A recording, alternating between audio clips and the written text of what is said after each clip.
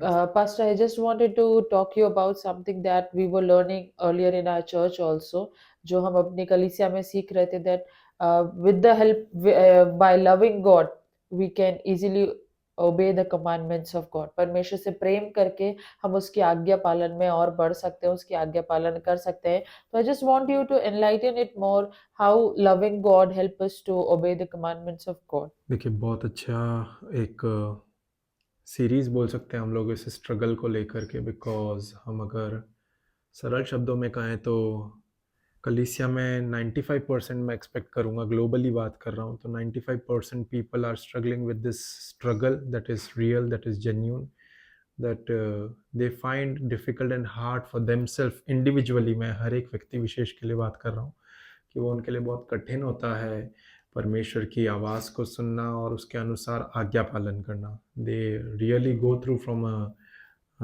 they really go through from that kind of struggle and they face some difficulties in obeying the Lord.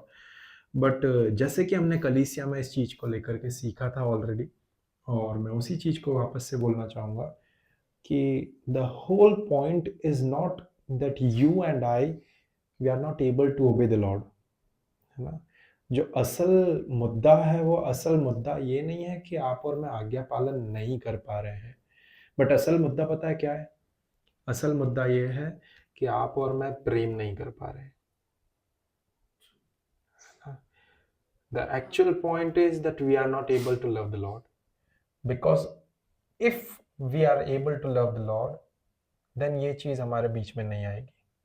Bible बहुत clearly बोलती है that you shall love the Lord with all your heart, with all your might and with all your soul.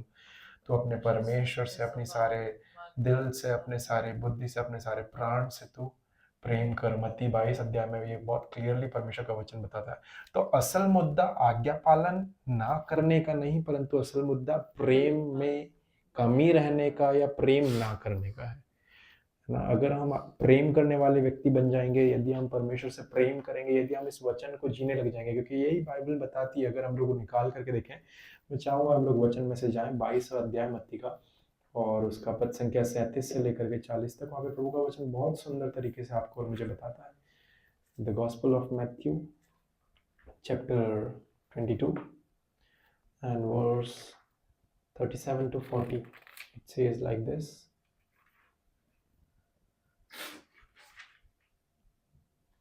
Jesus said to him, "You shall love the Lord your God with all your heart, with all your soul, and with all your mind. This is the first and the great commandment. And the second is like that, you shall love your neighbor as yourself. On these two commandments hang all the laws and the prophet."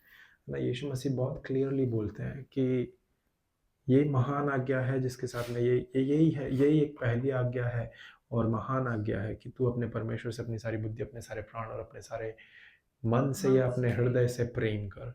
तो आपको और मुझे समझने की ज़रूरत है कि अगर हम अभी भी केवल इसी कंसेप्ट के साथ में अपने आप को हम आगे लेकर के जा रहे हैं कि प्रभु मैं तेरे प्रति आज्ञा पालन नहीं कर पा रहा हूँ, प्रभु तेरे प्रति आज्ञा पालन नहीं कर पा रहा हूँ, जबकि असल मुद्दा आज्ञा पालन का है ही नहीं. असल मुद्दा प्रेम का है ना. अगर हम इस पूरे कॉन्टेक्स्ट को पढ़ें जहाँ पर मत्ती रचित सुसमाचार उसका 22वां अध्याय बोल रहा है, 35वीं पद संख्या से अगर हम पढ़ें तो वहाँ पर शास्त्री और फरीसियों का लीडर आकर के यीशु से पूछता है कि व्यवस्था कैसे फॉलो की जाए, है ना. कौन सी महान आज्ञा है, कौन सी श्रेष्ठ आज्ञा है जिसके द्वारा हम व्यवस्था को पूरा करने वाले हो सकें. यीशु उसे समअप करते हुए बोलता है, व्यवस्था पूरी करनी है, प्रेम करो, है ना. So if we start to live our life with love, then it will automatically develop that obedience for God in us. मैं फिर से कहना चाहूँगा कि if a believer in the churches, if a believer in the body of Christ will start to live a life of love towards God, then it will automatically develop an obedience for God.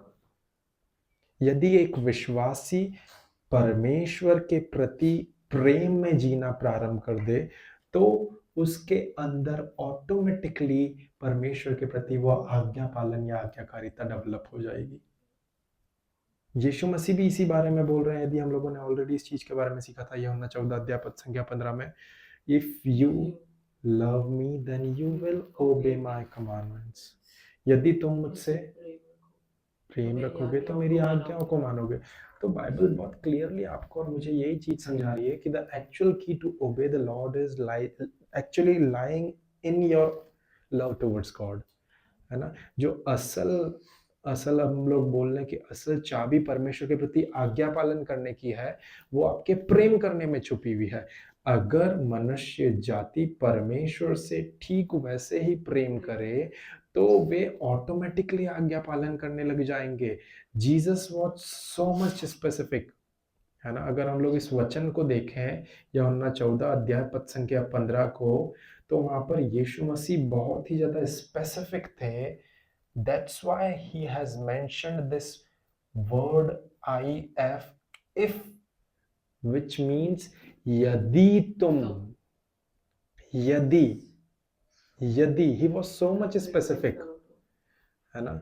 और यदि तुम नहीं करोगे तो नहीं आज्ञा पालन कर पाओगे, है ना। So these two words I F, है ना। आप बहुत कई बार बोलते हैं कि wrong there is no if and but, there is no if and but here there is if and there is if. तो वो इफ बहुत पावरफुल है ना। as because he was so much clear about this, that if you are operating in love then you can obey my commandments. यदि तुम प्रेम में कार्यरत हो रहे हो तो तुम मेरी आज्ञा पालन कर सकते हो। But on the opposite or on the contrary, if you are not operating in love, you will not obey the command. then you will not only obey, not able to, but you will be struggling in obeying the commandments.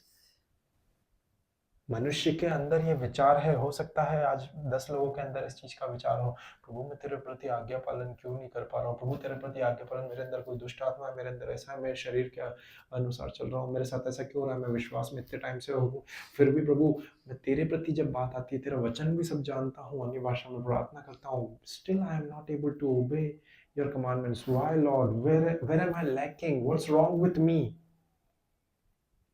If you are not operating in love, then you will still struggle in obeying the voice of God. You will still reason for the same thing, that Lord, where am I lacking? Why am I not being able to obey you? What's that obstacle that keeps me away from obeying your word?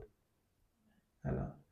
तो आपको और मुझे समझना जरूरी है कि हम हमारे पास में बहुत क्लियरली वचन में बताया गया है, और वही चीज यीशु मसीह आपको और मुझे भी बता रहे हैं। अगर आप और मैं परमेश्वर के सामने इस प्रार्थना को लेकर के जा रहे हैं, प्रभु मैं क्यों नहीं आज्ञा पालन कर पा रहा हूँ, प्रभु क्यों मैं संघर्ष कर रहा हूँ आज्ञा पालन करने में, मेरे साथ ऐसा क्यों हो रहा है, बाइबल आपको और मुझे यूहन्ना 14:15 से बहुत क्लियर बता रही है।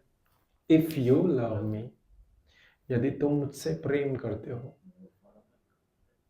है ना। If you are lacking in loving me, you will not, you will be struggling in obeying my commandments. You will keep on struggling in obeying my commandments, because loving God is the key to obey God, है ना। परमेश्वर को प्रेम करना वो चाबी है परमेश्वर के प्रति आज्ञा पालन करने की। एक आज्ञा पालन के जीवन के दरवाजे को खुलते हुए देखना चाहते हो तो प्रेम की चाबी लगा दो, आज्ञा पालन का दरवाजा ऑटोमेटिकली खुल जाएगा। Amen.